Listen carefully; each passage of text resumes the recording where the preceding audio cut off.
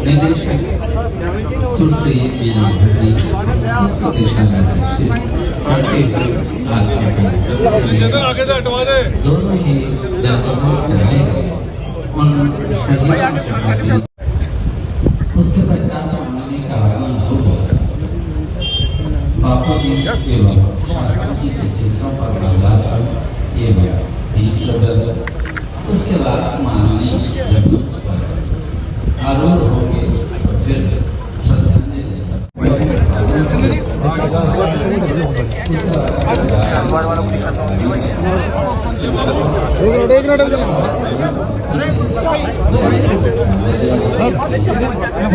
एक second sir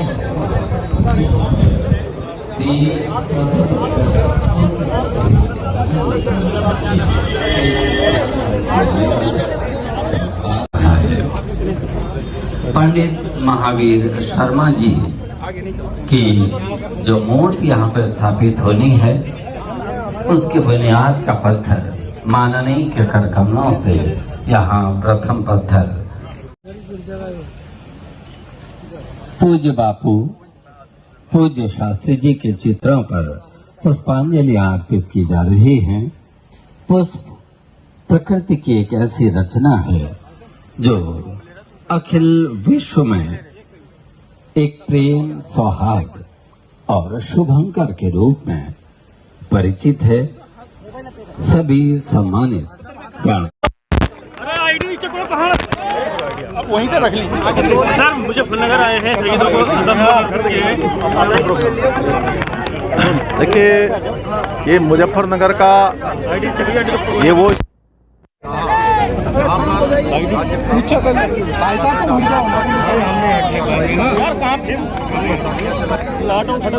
बहनों के साथ बदसलूकी की गई।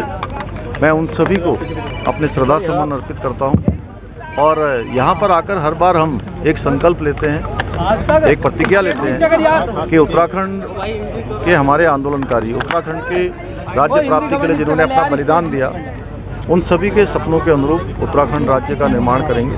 उस दिशा में हम आगे बढ़ेंगे और एक खुशहाल उत्तराखंड बनाएंगे।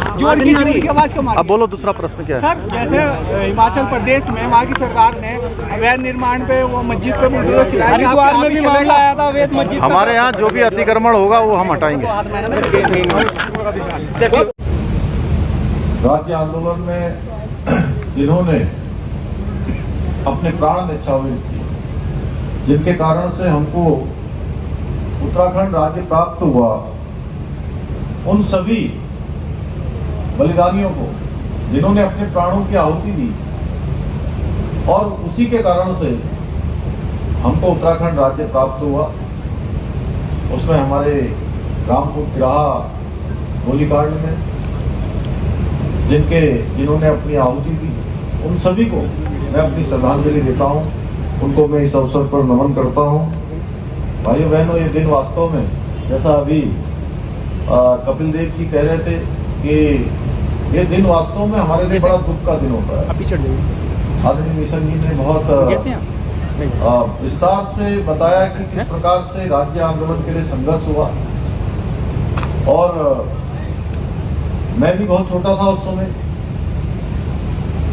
मैंने देखा कि 1 सितंबर 1994 को खटीमा का गोलीकांड हुआ और बहुत ही बर्बरतापूर्वक वहां पर लाठियां चलाई गई, गोलियां चलाई गई और 7 लोग वहां पर शहीद हुए। उसी के प्रतिक्रिया स्वरूप अगले दिन 2 सितंबर 1994 को मसूरी का गोलीकांड हुआ और मसूरी के गोलीकांड के बाद रामपुर तिराहा का गोलीकांड हुआ। भाइयों बहनों, पृथक उत्तराखंड राज्य के लिए चलाए गए इस आंदोलन के दौरान हमारे आंदोलनकारियों को, हमारी माताओं बहनों को, हमारे नौजवानों को अनेक प्रकार से अत्याचार का सामना करना पड़ा, अत्याचारों को सहना पड़ा और जो 2 अक्टूबर 1994 का दिन है, ये दिन बहुत ही एक गोलीकांड का काला अध्याय, सबसे क्रूर और गहरा जख्म देने वाला एक अध्याय है। और उत्तराखंड राज्य के लिए, उसकी अस्मिता के लिए शांतिपूर्ण आंदोलन कर रहे आंदोलनकारियों को तत्कालीन शासन प्रशासन द्वारा जिस प्रकार से अत्याचार किए गए थे और जिस प्रकार से यहाँ पर यातनाएं हुई और जिस प्रकार माताओं बहनों के साथ घोर बर्बरतापूर्वक उनके साथ उस समय अत्याचार हुआ, उसको कभी भुलाया नहीं जा सकता। जब जब हम याद करते हैं तो वास्तव में याद आता है कि उनके लिए कितना कठिन समय था। बस रोकी गई, बस रोकने के बाद किस प्रकार से हर तरीके से एक निम्नतम स्तर पर जाकर उस आंदोलन को दबाने का प्रयास हुआ।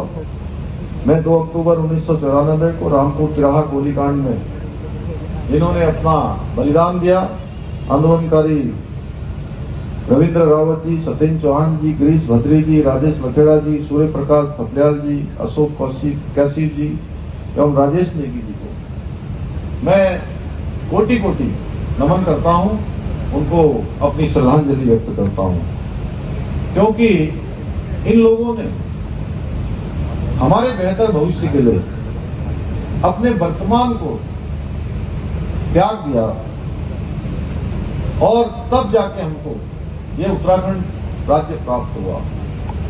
उत्तराखंड की जनता, उत्तराखंड के लोग सदैव इनके ऋणी रहेंगे, इनके ऋण से कभी भी उड़ नहीं हो सकते। मैं उत्तराखंड राज्य में राज्य आंदोलन को उस समय चलाने में जिन माताओं बहनों ने भी अपना योगदान दिया, उस मातृशक्ति की बदौलत वह आंदोलन अपने निर्णायक संघर्ष तक पहुंचा। उन सभी माताओं बहनों का भी आज के दिन विशेष रूप से मैं स्मरण करना चाहूंगा, जो उस समय के सरकारों के द्वारा जो अत्याचार किया गया, जो आंदोलन को दबाने का प्रयास किया गया, वो उन अत्याचारों के आगे झुकने का उन्होंने नाम भी नहीं लिया। उन्होंने झुकना स्वीकार नहीं किया, उन्होंने आगे बढ़ना स्वीकार किया। स्मरण करना चाहूंगा, जो उस समय के सरकारों के द्वारा जो अत्याचार किया गया, जो आंदोलन को दबाने का प्रयास किया गया, वो उन अत्याचारों के आगे झुकने का उन्होंने नाम भी नहीं लिया। उन्होंने झुकना स्वीकार नहीं किया, उन्होंने आगे बढ़ना स्वीकार किया, रुकना स्वीकार नहीं किया, आंदोलन को गति देना स्वीकार किया। भाइयों बहनों, जिस उत्तराखंड राज्य निर्माण के लिए हमारे आंदोलनकारियों ने अपना सर्वस्व दिया, हमें अब उस उत्तराखंड राज्य को देश का श्रेष्ठ राज्य बनाना है। अभी आदरणीय निशंक जी ने बहुत विस्तार में, लेकिन बहुत सारी बातें यहाँ पर कही हैं। निश्चित रूप से आज हम उस दिशा में आगे बढ़ रहे हैं। मैं आज इस अवसर पर पूरी प्रतिबद्धता से ये कहना चाहूंगा कि हमारी सरकार राज्य के आंदोलनकारियों, उनके बलिदानियों के आदर्शों और उनके सपनों को साकार करने के लिए हर संभव प्रयास कर रही है, हर दिशा में काम कर रही है। और जो भी कालखंड है, उसका एक एक पल और एक एक क्षण राज्य के लिए समर्पित होकर हमारे राज्य आंदोलनकारियों के सपनों के अनुरूप उत्तराखंड को आगे बढ़ाने के लिए हम काम कर रहे हैं। आज हम हमारा जो विकल्प रही संकल्प है, उस संकल्प को मूल मंत्र मानते हुए उत्तराखंड के इंफ्रास्ट्रक्चर को मजबूत करते हुए विभिन्न योजनाओं के जरिए राज्य के अंतिम छोर में खड़े हुए व्यक्ति तक सभी सुविधाएं पहुंचे, सभी आवश्यक सहायताएं पहुंचे, हमारा शासन पहुंचे, हमारा प्रशासन पहुंचे, हमारी योजनाएं पहुंचे, उसके लिए काम कर रहे हैं। भाइयों बहनों, मैंने भी इस आंदोलन में बाल्यकाल में भाग लेकर देखा है कि उस समय किस प्रकार की स्थिति थी, और हमारे आंदोलनकारी जो परिवार हैं, उन परिवारों को किस प्रकार की परेशानियों का सामना करना पड़ा है, या उनके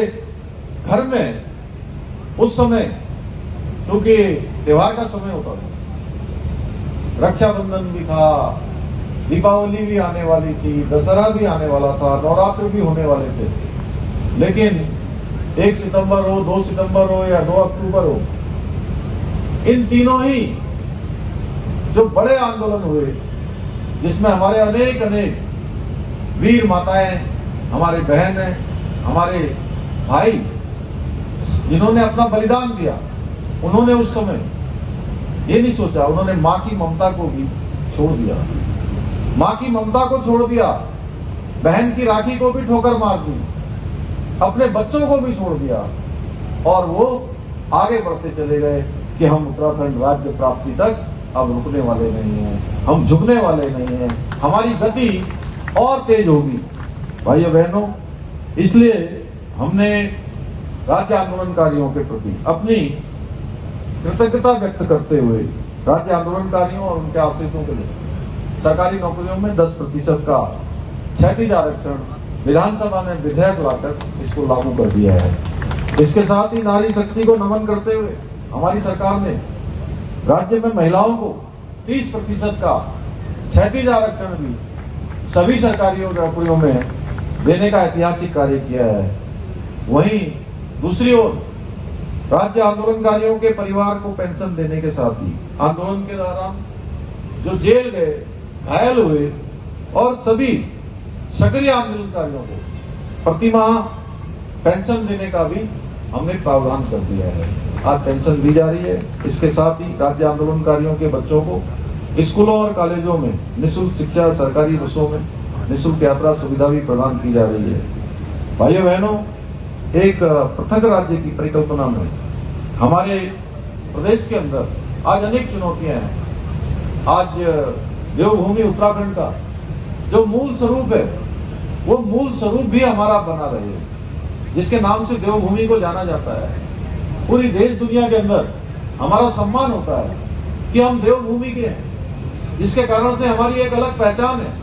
पिछले दिनों हमारे राज्य आंदोलनकारी 10% का जब क्षैतिज आरक्षण विधानसभा में पारित हो गया, माननीय राज्यपाल महोदय ने अपनी स्वीकृति प्रदान कर दी, तो मेरा धन्यवाद करने आए थे। मैंने कहा आप सबको मेरा धन्यवाद करने के बजाय उत्तराखंड की देवतुल्य जनता का धन्यवाद करना चाहिए, जिसने उत्तराखंड राज्य के अंदर एक पूरे विश्व भर के लोगों के लिए, निवेशकों के लिए एक पहली पसंद के रूप में बन रहा है, जिसकी वजह से आज राज्य के अंदर बड़े पैमाने पर रोजगार के अवसर भी सृजित हो रहे हैं। वहीं उत्तराखंड में जीईपी की गणना करने वाला, जीडीपी की तर्ज पर जीईपी की, यानी कि बहुत लोग कहते हैं कि विकास बहुत हो रहा है, लेकिन विकास के लिए हम पर्यावरण का कितना नुकसान कर रहे हैं, हम क्या कॉस्ट दे रहे हैं। तो इसके लिए हमने जैसे जीडीपी होता है वैसे ही जीईपी की गणना करने वाले देश का हमारा उत्तराखंड पहला राज्य बन गया है। इस दिशा में भी हमने काम शुरू कर दिया है। भाइयों बहनों, हमारी नीतियों के केंद्र में केवल और केवल राज्य का सर्वांगीण विकास है और आदरणीय प्रधानमंत्री नरेंद्र मोदी जी के मार्गदर्शन में और उनके सहयोग से हम उत्तराखंड को देश का श्रेष्ठ राज्य बनाने के लिए प्रतिबद्ध होकर निरंतरता से कार्य कर रहे हैं। मैं आज इस अवसर पर आप सबको ये विश्वास दिलाना चाहता हूं कि जब तक हम हमारे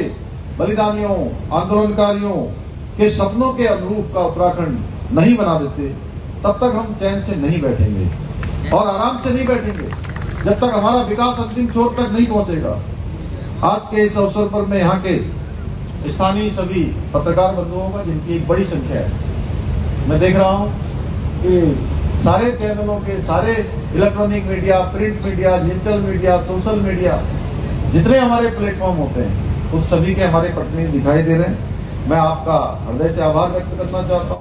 क्षैतिज आरक्षण विधानसभा में पारित हो गया, माननीय राज्यपाल महोदय ने अपनी स्वीकृति प्रदान कर दी, तो मेरा धन्यवाद करने आए थे। मैंने कहा आप सबको मेरा धन्यवाद करने के बजाय उत्तराखंड की देवतुल्य जनता का धन्यवाद करना चाहिए, जिसने उत्तराखंड राज्य के अंदर एक मिथक तोड़ा, एक परिपाटी बदली और लगातार सरकार में हमको सेवा करने का अवसर प्रदान किया, एक नया इतिहास बनाने का काम किया।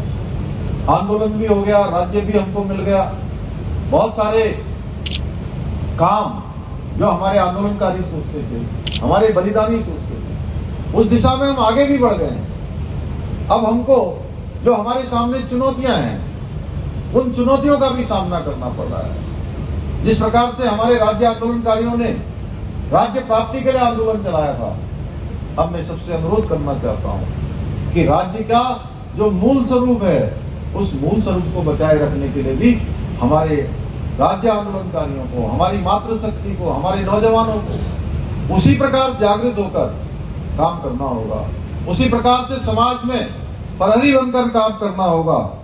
और जिस संकल्पना के लिए, जिस अवधारणा के लिए हमारा राज्य बना, हमारे प्रदेश की जो डेमोग्राफी है, उसको संरक्षित रखने का एक दायित्व भी हम सबको अब आगे आकर निभाना होगा। और इसमें सरकार अपने स्तर से काम कर रही है। डेमोग्राफी को सुरक्षित रखने के लिए हमारी प्रतिबद्धता है, हमारा संकल्प है, हम प्रतिबद्ध हैं कि हम उत्तराखंड राज्य की डेमोग्राफी को बिगड़ने नहीं देंगे। इसी के लिए हमने राज्य के अंदर धर्मांतरण का सख्त धर्मांतरण कानून अभी लागू किया है। अतिक्रमण को हटाकर जो विभिन्न स्थानों पर, राज्य की सरकारी जमीनों पर, हमारी वन विभाग की जमीनों पर जो बड़े पैमाने पर अतिक्रमण था, लगभग 5000 एकड़ से भी ज्यादा अतिक्रमण, आज उस अतिक्रमण को मुक्त करवाया है, उस कब्जे से उस जमीन को छुड़ाया है। भाइयों बहनों, प्रदेश में सुख शांति और सुशासन स्थापित करने के लिए हमारे नौजवान युवा भाई बहनों के लिए, गरीब माता पिता के बेटे बेटियों को भी अवसर मिले, उसके लिए हमने प्रदेश में सबसे कड़ा नकल विरोधी कानून भी लागू किया है। राज्य हमारा बहुत शांत है, आपस में लोग सब एक दूसरे के साथ प्रेम पूर्वक रहते हैं, बहुत ही हमारे यहाँ आपस में लोगों में मेलजोल है। वो मेलजोल खराब न हो, प्रदेश में सुख शांति खराब न हो, कानून व्यवस्था बनी रहे। हमने धर्मांतरण का कानून जहां हमने लागू किया है, वहीं हमने दंगा रोधी कानून भी लागू किया है कि अब कोई भी दंगा करेगा, कोई भी तोड़फोड़ करेगा, आगजनी करेगा, तो उसकी भरपाई उसी दंगा करने वाले से वसूल की जाएगी।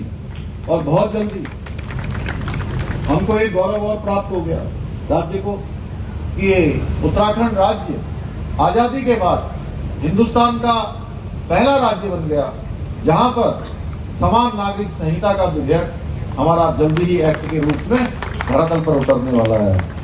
ऐसे अनेक ऐतिहासिक कार्य हम कर रहे हैं और भी जो हमको निर्णय लेने, हम बहुत जल्दी निर्णय लेने वाले हैं, क्योंकि राज्य की जो मैंने कहा कि मूल जो हमारा स्वरूप है, वहां की डेमोग्राफी है, वो किसी कीमत पर खराब न हो। और ये केवल उत्तराखंड के लोग ही नहीं, उत्तराखंड के बाहर के लोग भी, उत्तराखंड के बारे में देश भर के, दुनिया भर के लोग इस प्रकार के विचार रखते हैं। इसीलिए हम बहुत जल्दी इन कानूनों के साथ ही उत्तराखंड में एक सशक्त भू कानून लाने की भी हम तैयारी कर रहे हैं। उसमें भी हमने तमाम जो हमारे स्टेक होल्डर्स हैं, विभिन्न संगठनों के लोग हैं, विशेषज्ञता प्राप्त करने वाले बहुत सारे विशेषज्ञ हैं जिन्होंने अपने अपने क्षेत्रों में अनेक अनुभव प्राप्त किए हैं, उन सब से उनके विचार लेकर हम इस दिशा में आगे बढ़ेंगे।